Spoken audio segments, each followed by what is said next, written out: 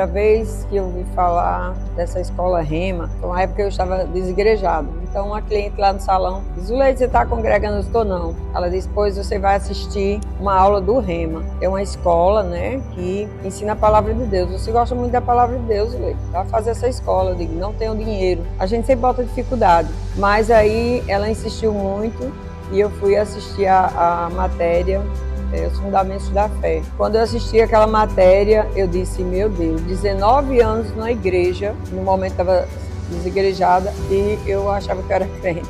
Em cada matéria, o Senhor me dava um exercício, né? Um exercício mesmo, verdadeiro, de ouvir a voz dele audivelmente. E na matéria, como ser guiada pelo Espírito Santo, que eu tive várias experiências, né? Mas essa marcou a minha vida. Nessa matéria, eu ouvi o Espírito Santo falar comigo e uma certa tarde o Espírito Santo colocou o nome do meu irmão e eu fiquei, não estava pensando nele.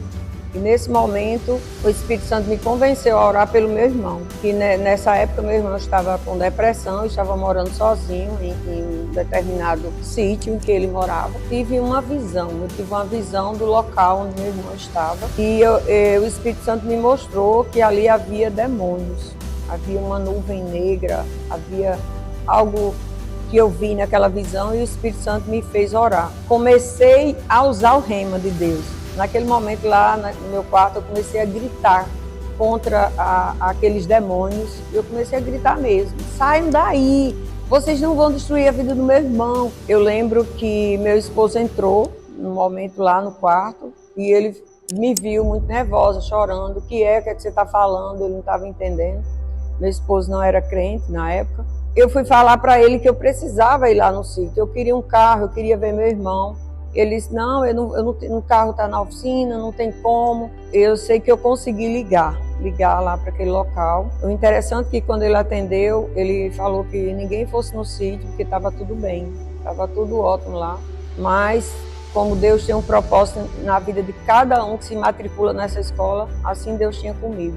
E o meu irmão veio no outro dia conversar comigo e ele revelou, muito emocionado, que o momento em que eu liguei, no momento em que eu estava tendo aquela revelação, ele disse que foi o momento que ele ia tentar contra a sua própria vida. E naquele momento que ele revelou isso, eu pude entender que Deus tem um propósito na nossa vida e você só vai ficar sensível à voz dele quando você se expõe ao estudo da palavra.